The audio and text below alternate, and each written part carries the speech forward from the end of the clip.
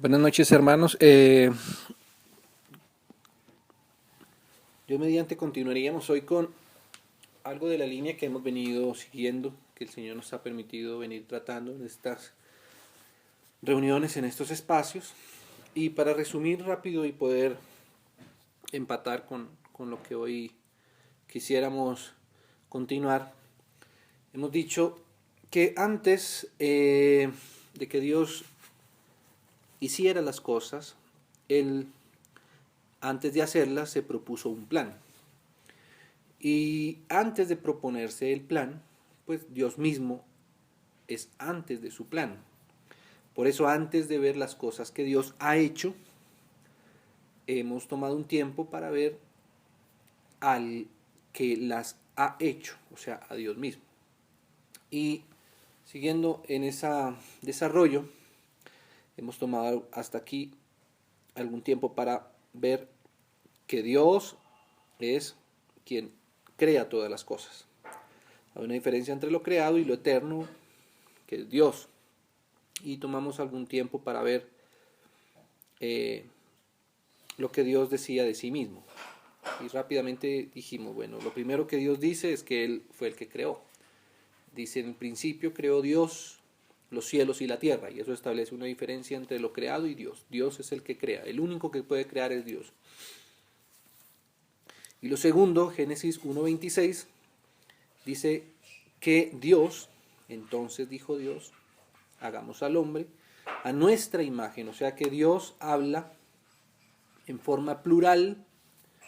Ya hemos visto muchos versículos en el que hoy podemos decir rápidamente Dios Padre, Hijo y Espíritu Santo es quien dice hagamos, por eso esa S plural. Dios, Elohim, la terminación im en el hebreo indica pluralidad, pero no son varios dioses, es un solo Dios, pero tres personas distintas, por eso dice hagamos. Entonces cuando Dios dice hagamos, está hablando de una pluralidad de personas en Dios. Y cuando dice a nuestra imagen, dice que es Dios tiene una imagen. Y la implicación de esa imagen de Dios es que Dios se quiere revelar. Dios tiene una imagen eternamente. No es que Dios haya decidido en algún momento tener una imagen. No. Dios eternamente ha tenido una imagen. Por eso, la creación puede conocer a Dios solamente a través de su imagen. Eso es obvio y es evidente. Más adelante avanzamos un poco en las reuniones anteriores hasta llegar a concluir y ver por la palabra, por versículos, que a esa imagen Dios también la llama su Hijo. Y ahí pues empezamos a entender que Dios también tiene un nivel de interrelacionamiento entre sí. Y es un interrelacionamiento de Padre e Hijo en comunión eterna. Entonces llegamos a algún momento a concluir que esa imagen es el Hijo de Dios. O sea que Dios se va a revelar solamente a través de su Hijo. Que todo lo que podamos conocer de Dios, vamos a tener que conocerlo a través de su Hijo. En la reunión pasada tomamos algún tiempo para ver que esa imagen eterna, o su Hijo eterno, o el Verbo eterno de Dios, es la misma persona, se encarnó, como estaba profetizado, nacería de una virgen, y se encarnó. Y tomamos algún tiempo para ver que ese Señor Jesús es Dios. O sea que Dios mismo estuvo en la tierra, hecho hombre, pero era Dios. Tomamos algunos versículos para poder establecer claramente esto, que Jesús, que es el Verbo encarnado, o sea que es el Hijo de Dios, o sea que es su imagen, y o sea que es Dios mismo, estuvo en la tierra. Pero tan importante como decir que Dios, la imagen de Dios, el Hijo de Dios, se hizo carne y estuvo entre nosotros y que estando entre nosotros nunca dejó de ser Dios, también tenemos que decir ahora, y es un poco lo que quisiéramos ocupar en esta oportunidad, es que esa encarnación de Dios fue una encarnación real, fue una encarnación en donde Dios se hizo 100% hombre. Y eso es muy importante para nosotros como iglesia, para nosotros como hijos de Dios, para nosotros en nuestra vida cotidiana, en nuestra vida corriente.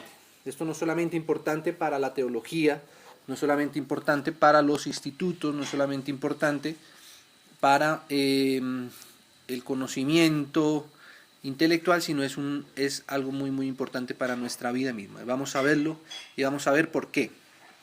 Entonces vamos aquí a tomar este tiempo para continuar. Evangelio de Juan, capítulo 1, versículo 14. Dice así: y aquel verbo fue hecho carne y habitó entre nosotros. Eso dice del verbo, que fue hecho carne. Y sabemos que este verbo es el Señor Jesús. Esto ya lo estuvimos considerando. Como decíamos, la vez pasada consideramos que el verbo es el Señor Jesús. Ahora tenemos que considerar que el Señor Jesús es hombre. La vez pasada consideramos y fuimos despacio para ver que ese Señor Jesús es Dios. Ahora el Señor Jesús también es hombre y necesitamos también pasar por estos versos de una manera bien clara, ¿no? El Señor Jesús se hizo hombre. Vamos a ver Filipenses capítulo 2. Filipenses capítulo 2. Filipenses capítulo 2, versículo 5. Haya pues en vosotros este sentir que hubo también en Cristo Jesús, el cual siendo en forma de Dios, no estimó el ser igual a Dios como a cosa a que aferrarse, sino que se despojó a sí mismo. Ese despojamiento es de algo que el Señor tenía. Él no dejó de ser Dios, pero Él se despojó de lo que tenía como Dios para venir a hacerse hombre y hombre 100% hombre. Entonces, a veces nosotros cantamos ese cántico que dice que Dios se despojó, y ahí a veces se canta de sí mismo, pero no es de, es a. La diferencia entre decir que se despojó a sí mismo y se despojó de sí mismo es la diferencia que hay entre la verdad y una herejía. Decir que se despojó a sí mismo es que se despojó de algo que él tenía. Pero decir que se despojó de sí mismo es decir que se despojó de algo que él era. O sea, que él se despojó de lo que él era como Dios. Pero eso no es lo que dice la Escritura. Eso es lo que dicen las herejías. Las herejías dicen que Dios simplemente se metió en un hombre natural y corriente, que era Jesús. Y eso es una herejía. Eso es la herejía que usan falsas doctrinas, como por ejemplo los mormones, donde dice, no, simplemente Jesús fue un hombre común y corriente y en el bautismo se le metió Dios adentro. Pero ese que se le metió a Jesús adentro, pues también se le puede meter a John Smith. Y por eso ahora cualquiera puede tener a Dios dentro de sí y puede hacerse que Él es Dios. Y por eso ellos terminan adorando a las personas en las que supuestamente el Espíritu de Dios se les mete como se les metió a Jesús. Eso es la herejía. Por eso Dios se despojó a sí mismo.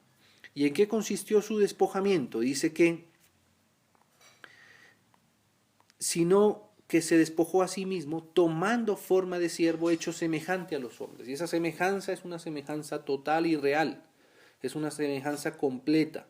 Es una semejanza en donde Él nos puede entender 100% porque está en nuestra misma condición humana, solo que sin pecados. como lo va a decir aquí Hebreos. Hebreos capítulo 4 dice así,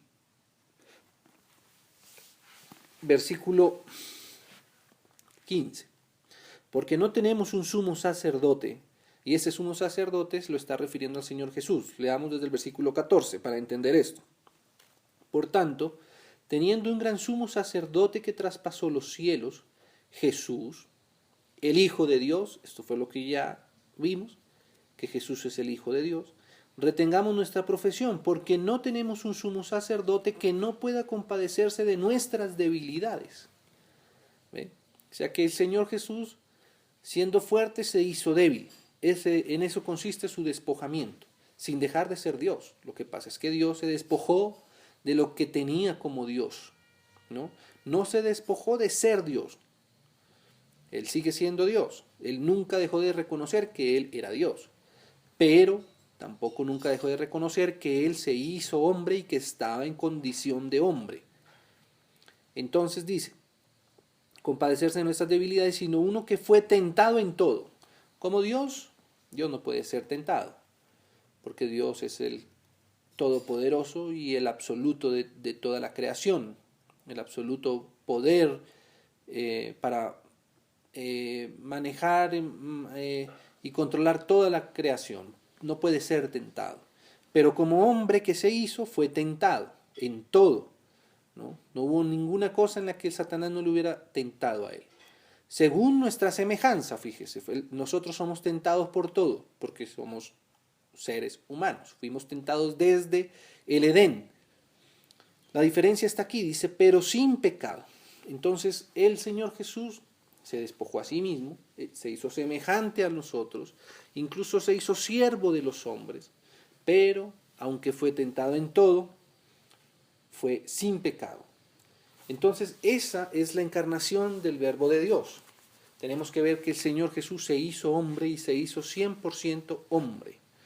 Vamos a leer algunos versículos que nos iluminan esa encarnación del Verbo de Dios. El Evangelio de Juan nos muestra al Señor Jesús como Dios. Ese es el gran resumen de ese Evangelio. Pero el Evangelio de Lucas nos muestra al Señor Jesús como hombre. Ese es el Señor Jesús. El Evangelio de Marcos nos va a mostrar al Señor Jesús como el siervo, o sea, la obra del Señor Jesús. Por eso, cuando en Mateo 16 el Señor Jesús hace esa pregunta de sí mismo, y esa es la pregunta de la creación, es la pregunta de la eternidad, y es la pregunta para la eternidad. En eso está el centro de todo, de Dios mismo, está en ese centro, en lo que Él es y en lo que Él quiere manifestar a la creación y específicamente a nosotros, los seres humanos, y específicamente a nosotros, los hijos de Dios. ¿Ve? ¿Qué? ¿Cuál es? ¿Qué dicen los hombres que es el Hijo del Hombre? ¿Ve? Pedro dijo, el Hijo del Hombre es el Hijo de Dios y es el Cristo. Esos 3 grandes capítulos fue lo que el Padre le quiso revelar a Pedro. ¿De quién? De su imagen, de su Hijo. ¿Ve? Eso es lo esencial. Entonces digamos que este capítulo corresponde al Hijo del Hombre. No estaría la revelación completa si Pedro solamente hubiese dicho que Jesucristo era el Hijo de Dios. No. Cristo sí es el Hijo de Dios, pero Cristo también es el Hijo del Hombre. ¿Ve? Evidentemente tampoco estaría completo y sería una herejía decir que Cristo es solamente el Hijo del Hombre y que no es el Hijo de Dios. ¿Ve? Esas son las cosas que tenemos nosotros que tener claras de Dios antes de revisar y antes de entender y antes de aprovechar lo que Dios ha hecho. Tenemos también que aprovechar lo que Dios es, lo que Dios revela de sí mismo.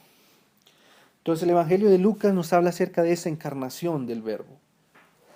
Y sería muy interesante poder leer todo el Evangelio de Lucas. ¿Por qué? Vamos a hacer un paréntesis aquí rápido, porque hemos dicho que todavía no estamos concentrados en la obra de Dios o en la obra del Señor. sino que estamos concentrados solamente para ver a Dios mismo. Pero de paréntesis rápido, podríamos decir que Lucas, que nos muestra al Hijo del Hombre, nos muestra al modelo de humanidad que Dios tiene en su corazón. Porque el Señor Jesús como hombre satisface todo lo que Dios quería que el hombre hiciera y tuviera en relación hacia Dios mismo.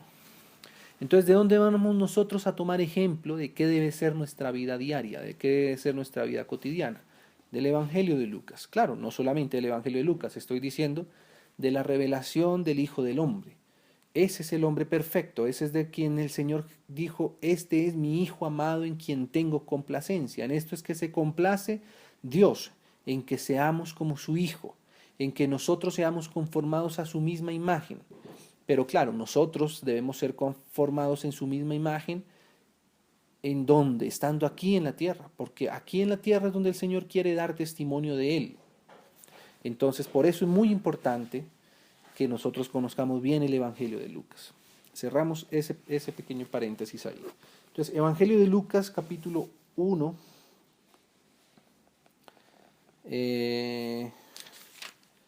Bueno, vamos a ir directamente al capítulo 2. Capítulo 2, versículo...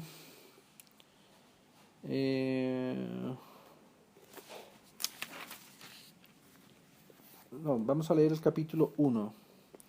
Capítulo 1, versículo 26. Al sexto mes, el ángel Gabriel fue enviado por Dios a una ciudad de Galilea llamada Nazaret, a una virgen desposada con un varón que se llamaba José. Desposada quiere decir que estaba comprometida para matrimonio.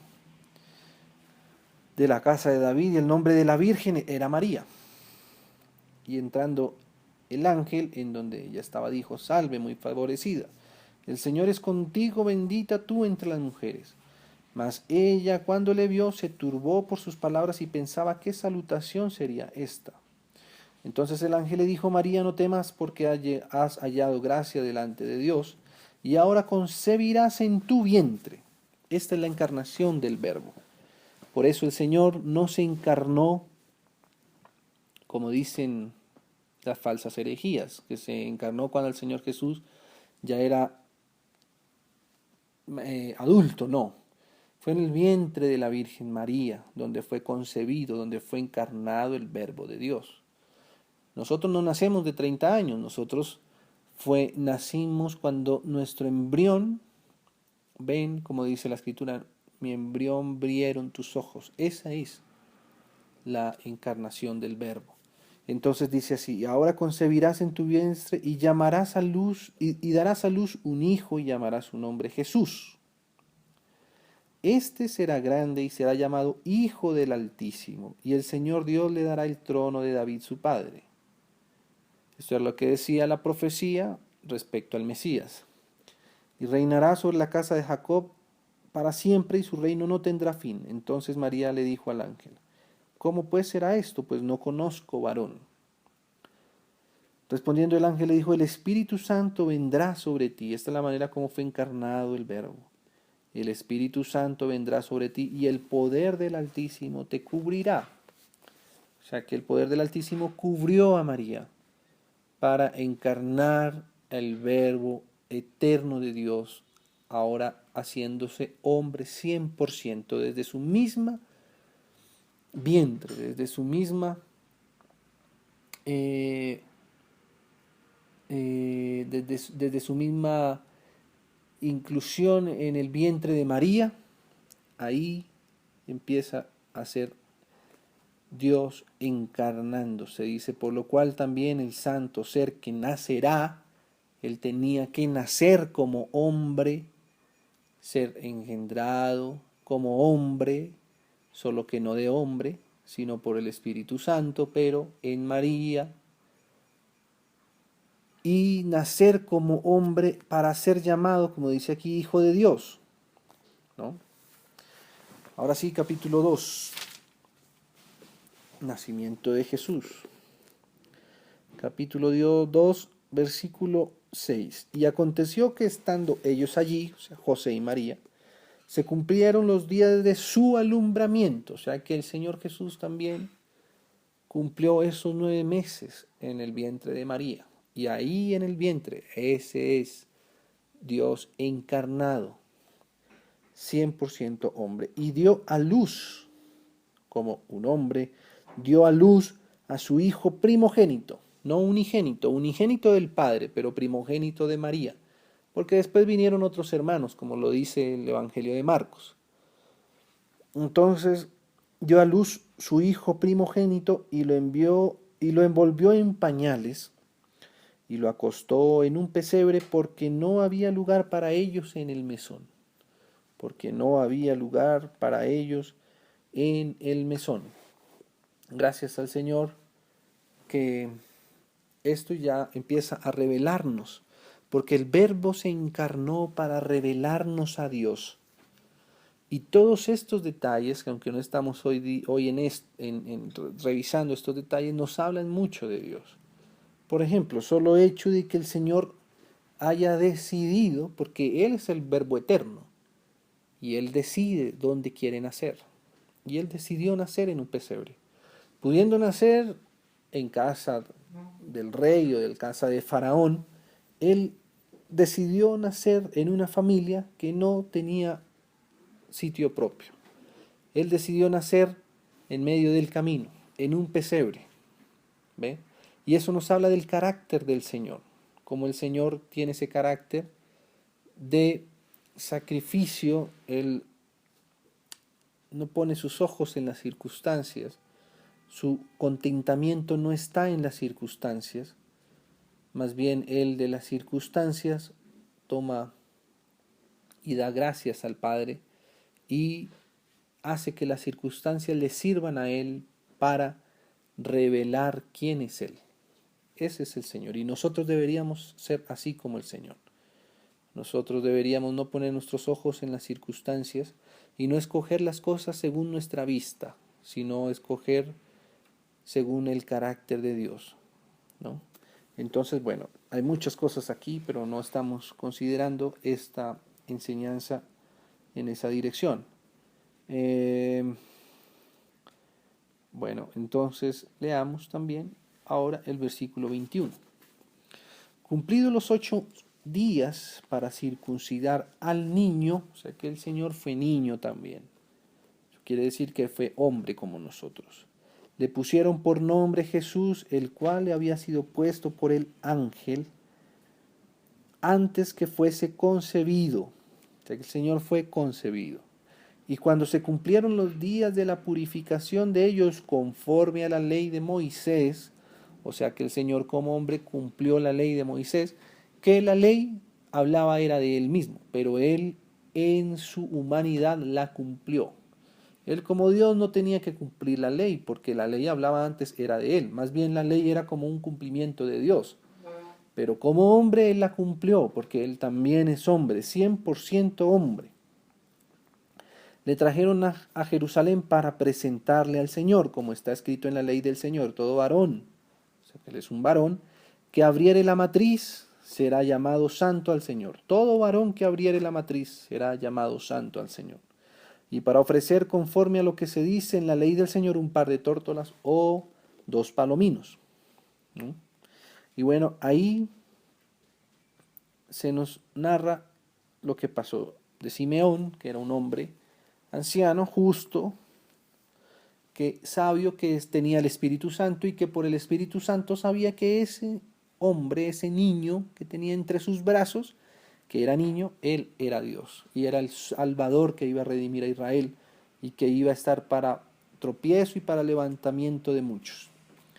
Entonces ahí se nos narra esos días. Estamos leyendo como esa encarnación del Verbo de Dios. Vimos su anunciación de que iba a venir en carne, vimos cómo fue concebido, vimos cuando nació, vimos a los 8 días cuando cumplió de acuerdo a lo que decía el rito de la ley.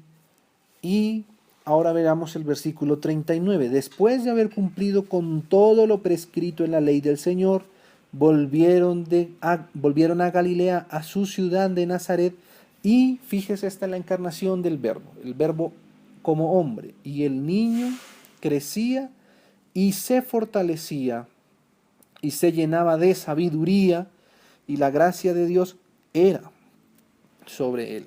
Entonces fíjese, el niño crecía. Dios como Dios, él nunca crece. Dios no necesita crecimiento, él siempre ha sido eternamente Dios y eternamente se ha conocido. Pero como niño crece, como niño, como hombre, se fortalece. Dios nunca se ha fortalecido, él siempre ha sido Dios todopoderoso. Y se llenaba de sabiduría. Dios es la sabiduría misma de Dios. De Él es que emana antes la sabiduría. Pero como hombre 100%, Él tiene que llenarse de sabiduría y la gracia de Dios era sobre Él. Más adelante va a decir que esa gracia crecía para con Dios, pero no solamente para con Dios, también para con los hombres, porque por eso es que el Hijo de Dios se está encarnando, se está haciendo hombre para traer la mayor revelación, la revelación completa y perfecta de Dios a los hombres. Y eso él no podía hacerlo desde el cielo, eso él tenía que hacerlo como hombre. Esta es la revelación máxima que un ser humano pueda tener de Dios. ¿Cuál? Ver en ese hombre a Dios. Entonces dice así, versículo 41, iban sus padres todos los años a Jerusalén en la fiesta de la Pascua. O sea que, ¿qué hizo el Señor Jesús? ¿Qué hacía el Señor Jesús todos los años? Ir a la fiesta de la Pascua. ¿Qué hacía el Señor hasta cuando cumplió 12 años? Crecer, fortalecerse, llenarse de sabiduría y llenarse de gracia. Entonces dice, y cuando tuvo 12 años subieron a Jerusalén conforme a la costumbre de la fiesta. Ese era el entendimiento que el Señor iba tomando de las cosas. Estas fiestas habían sido establecidas por Él mismo cuando Él estaba en la eternidad y ahora Él mismo las estaba atendiendo desde la tierra. ¿Ve? Y en eso Él crecía, se hacía obediente, como va a decir también Romanos. Y ahora leamos el versículo 52. O leamos el versículo 51, dice, y descendió con ellos y volvió a Nazaret y estaba sujeto a ellos. ¿Sujeto a quién? A sus padres. O sea que el Señor Jesús es hombre y como hombre se sujeta a sus padres. ¿Ve? Claro, Él siempre ha sido hijo eternamente, Él ha sido el hijo de su Padre eterno, pero ahora tenía que revelarlo aquí en la tierra. Y como hombre Él también está sujeto, como está sujeto en la Trinidad, en la divinidad, está sujeto como hombre a sus padres en la tierra, a María su madre y, como va a decir más adelante, a su padre según creían los hombres era José. Pero aunque él no era su padre biológico, sí era su padre en la tierra. Y el Señor Jesús estuvo sujeto a él. Y de eso ojalá tuviéramos ejemplo también todos los que somos hijos, de ser como el Hijo del Hombre, como el Señor, porque este es el hombre perfecto, este es el varón completo, este es el varón santo y el varón que satisface el corazón de Dios. Entonces dice, y su madre guardaba todas estas cosas en su corazón, y Jesús crecía. Esta es la vida del Señor, no hay nada oculto, no hay años en que el Señor se haya ocultado de la gente, porque eso es una herejía que Satanás quiere meter. Decir, no, el ministerio oculto del Señor. No hubo nada oculto en el Señor Jesús. Y por eso es necesario este espacio, para ver que el Señor es el Hijo del Hombre. Porque vamos a ver cómo esto es de vital importancia en medio nuestro. Dice, y Jesús crecía en sabiduría, en estatura y en gracia para con Dios y los hombres. Esa es la encarnación del Verbo, Dios encarnándose de esta manera, aprendiendo sabiduría. Ese debe ser nuestro ejercicio, crecer en sabiduría, no rechazar la sabiduría, no, amar la sabiduría. Ahora, la sabiduría de Dios, no corromper la sabiduría de Dios. Siempre está esa lucha por ambos flancos del enemigo contra Dios, contra la sabiduría de Dios.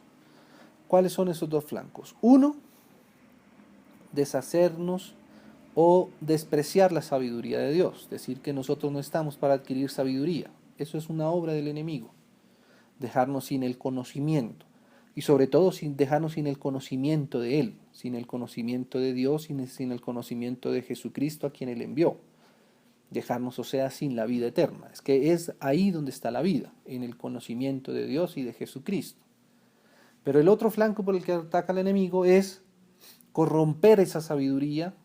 ¿Qué es corromper? Es como dejarla sin efecto, dejarla sin vitalidad en nosotros, dejarla solamente, como dice Santiago, en un estado animal, solamente para satisfacer una capa intelectual en nosotros y que eso no se haga vida. Entonces siempre hay que tener cuidado con eso, siempre estar en el equilibrio perfecto, estar en la sabiduría, como dice Pablo, hablamos sabiduría en misterio, la sabiduría oculta, o sea, la de Dios, la que no se puede, el hombre natural no la puede captar, por eso a veces en nuestro hombre natural rechazamos todo lo que es sabiduría, eso también está mal, pero a veces podemos también la sabiduría de Dios corromperla porque está el pecado en nosotros, así que el Señor nos dé luz para ser como el Señor, crecer en sabiduría, en la de Él, y en estatura, y gracia para con Dios y para con los hombres. Veamos un par de versículos más del Evangelio de Lucas. Capítulo 3, versículo 21. Aconteció que cuando todo el pueblo se bautizaba, Jesús también fue bautizado.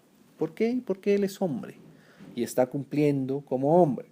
Y orando, el cielo se abrió, y descendió el Espíritu Santo sobre él en forma corporal como paloma, como descendía el Espíritu Santo sobre todos los hombres que eran de Dios, los profetas, hasta antes que viniera en el día de Pentecostés para llenar la tierra y llenar los corazones de los seres humanos que le reciban. Como sobre él, así vino el Espíritu Santo sobre el Señor. Y vino una voz del cielo que decía, tú eres mi hijo amado. ¿Cómo el Padre le va a decir, tú eres mi hijo amado, en quien tengo complacencia? ¿Por qué? ¿Por qué le dice el Padre que tiene complacencia? Si no ha hecho, hasta aquí todavía no ha hecho el primer milagro. Hasta aquí todavía no ha hecho cosas grandiosas. Todavía no tiene un ministerio, todavía no tiene discípulos, todavía no tiene seguidores, no ha predicado a nadie, no ha convertido, entre comillas, a nadie. Porque Él vino primero también a hacerse hombre. O sea que aquí el Padre está validando todo lo que el Señor Jesús hizo hasta, entre comillas, como dicen los que quieren denigrar la humanidad del Señor, que Él estuvo por allá en Egipto, que se la pasaba haciendo meditaciones y que hacía milagritos de niño. No, Él no hizo eso. Él se hizo hombre y hasta aquí esta validación del Padre es de lo que Él ha hecho hasta el momento. ¿Qué ha hecho? Crecer, estar sujeto a sus padres, aprender el oficio de la carpintería que le enseñaba a su papá, como dice el Evangelio de Marcos, estar con sus hermanos como por ejemplo Judas, Tadeo Lebeo, que escribió la epístola de Judas del Nuevo Testamento, es un hermano suyo que se llama siervo de Jesucristo. Santiago, o Jacobo, otro de sus hermanos, que escribió también una epístola, la epístola de Santiago, él también le va a llamar Señor y ambos le reconocen como Dios, pero ellos fueron los que estuvieron con él durante esos, desde su niñez hasta comenzar y el desarrollo de su ministerio. Claro, ellos al principio no le entendían, no le creían, pero sí corroboraban lo que él decía con su testimonio. Y él es hombre perfecto, sin pecado. Si alguien hubiera podido levantar la mano para acusar al Señor, para decir, oiga, no, este no puede ser el Mesías, porque ¿cómo es posible que va a perdonar nuestros pecados si él mismo es un pecador? Esos eran sus hermanos. Y aquí, cuando antes de ser bautizado, o en el momento de su bautismo, el Padre está diciendo que él tiene complacencia en él tiene complacencia en ese niño que creció, que entendió, que se sujetó a sus padres, que estuvo sirviendo a sus hermanos hijos de María, Ese es el hombre que complace el corazón de Dios. Y ese es Jesús. Y en eso está manifestando a Dios. Después vamos a volver con más detalles sobre qué es lo que manifiesta el Señor Jesús del Padre y cómo lo manifiesta. Aquí estamos viendo simplemente que Jesús es hombre, que es 100% hombre, que la imagen de Dios se hizo hombre 100%, ¿no? No que el Señor sí era hombre, pero por ejemplo, para conquistar el corazón de sus hermanos, lo que hacía era milagritos. Como él es Dios, él podía decir, no, no vamos a lavar la loza, yo voy a hacer una palmada y la loza va a quedar totalmente limpia y arreglada. Claro, así quién no le hubiera podido creer con los poderes, pero acordémonos, él se despojó y eso es un misterio que nosotros como iglesia debemos entender y reconocer y predicar también. Por eso lo estamos haciendo. Entonces dice así. Dice ahora el versículo 23 del capítulo 3 de Lucas. Jesús mismo al comenzar su ministerio era como de 30 años. La edad a la que se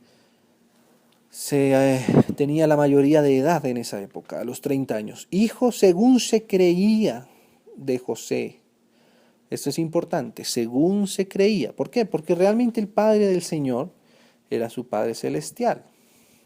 Pero cuando dicen según se creía, eso es muy lindo, porque eso quiere decir que Jesús hizo a José su padre y se comportó como su hijo. Ese es Dios. Y nosotros debemos tomar ejemplo de él. El Señor hubiera podido decir aquí la Biblia que él claramente, que todo el mundo se daba cuenta que José no era su padre porque el Señor Jesús no se comportaba como su hijo. Pero no fue así. El Señor Jesús hizo de José su padre. Incluso aprendió hasta su mismo arte de la carpintería. Entonces dice así el versículo 16 del capítulo 4 ahora. Capítulo 4, bueno, después ahí está la tentación de Jesús, que también nos indica cómo el Señor fue hombre, tuvo hambre, ¿no?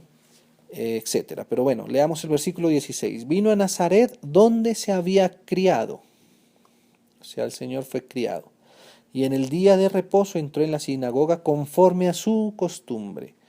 Ah, qué es lo oculto que hay en los años hacia atrás de este momento del Señor Jesús. Para mí, la Biblia nos revela que su costumbre era esta, era estar en la sinagoga, leer la palabra. Así que no hay mucho que podamos estar oculto o esconder del Señor, según la Biblia dice. Y el día entró en la sinagoga conforme a su costumbre y se levantó a leer. Y se le dio el libro del profeta Isaías. Y habiendo